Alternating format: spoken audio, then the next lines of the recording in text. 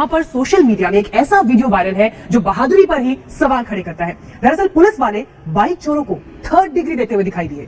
UP के थानों में पूछताछ के नाम पर आरोपियों को 3rd डिग्री टॉर्चर दिया जाता है। ऐसा टॉर्चर कि देखेंगे तो सिहर जाएंगे। दिल्ली में 15 साल की नाबालिग पर 3rd degree torture. Police remand के दौरान उसे 3rd डिग्री टॉर्चर दिया गया। Charges of 3rd degree torture and forced confession which was never आखिर होता क्या है 3rd डिग्री टॉर्चर? किसी व्यक्ति का 3rd डिग्री टॉर्चर क्यों किया जाता है और 3rd डिग्री में पुलिस क्या क्या करती है और क्या ऐसा करने का पुलिस के पास अधिकार होता है? चलिए जानते हैं। सबसे पहले हम जानते हैं कि 3rd डिग्री टॉर्चर क्या होता है। टॉर्चर का मतलब होता है किसी को प्रताड़ित करना, यातना देना या कष्ट पहुंचाना, जिससे उससे कुछ काम करवाया जा सके या फिर उससे उसके ना चाहते हुए भी कुछ बुलवाया जा सके। टॉर्चर को सजा के रूप में इस्तेमाल किया जाता रहा है। टॉर्चर के अलग अलग तरीके इस्तेमाल किए जाते हैं, लेकिन हमने शायद ही कभी 1st डिग्री टॉर्चर या फिर 2nd डिग्री टॉर्चर के बारे में सुना हो। लेकिन हम आए दिन 3rd डिग्री टॉर्चर के बारे में सुनते रहते हैं। वैसे तो 3rd डिग्री टॉर्चर की कोई आधिकारिक थ्योरी नहीं है, लेकिन पियर जॉर्जियो ओदीफ्रेदी इटली के एक गणितज्ञ के अनुसार गणित में जो 3rd डिग्री के समीकरण होते हैं उनको सुलझाना बहुत मुश्किल होता है 1st डिग्री और 2nd डिग्री समीकरण की तुलना में। इसलिए शायद मुश्किल टॉर्चर को 3rd डिग्री टॉर्चर कहा जाने लगा। अब जानते हैं कि 3rd डिग्री टॉर्चर क्यों किया जाता है। जब पुलिस किसी अपराध के संबंध में किसी व्यक्ति को गिरफ्तार करती है और उससे पूछताछ करती है और उस अपराधी से उस घटना की जानकारी जुटाती है, पुलिस को उस घटना से संबंधित सबूत भी जुटाने होते हैं। अब बहुत से मामलों में तो पुलिस द्वारा उस अपराधी से अपराध के संबंध में पूछने पर सब कुछ सच सच बता दिया जाता है और पुलिस उस केस से संबंधित सबूत जुटा लेती है और आगे की कार्रवाई करती है। लेकिन कुछ मामले ऐसे होते हैं जिसमें अपराधी पुलिस को सच नहीं बताते हैं और झूठी कहानियां बनाते हैं, जानबूझकर झूठी जानकारी पुलिस को देते हैं, जिससे पुलिस को उस अपराध के संबंध में सबूत नहीं मिल पाते हैं और पुलिस उस केस को सुलझा नहीं पाती है। तो ऐसी परिस्थिति में पुलिस 3rd डिग्री टॉर्चर का इस्तेमाल करती है। अब जानते हैं कि पुलिस 3rd डिग्री टॉर्चर में क्या क्या करती है।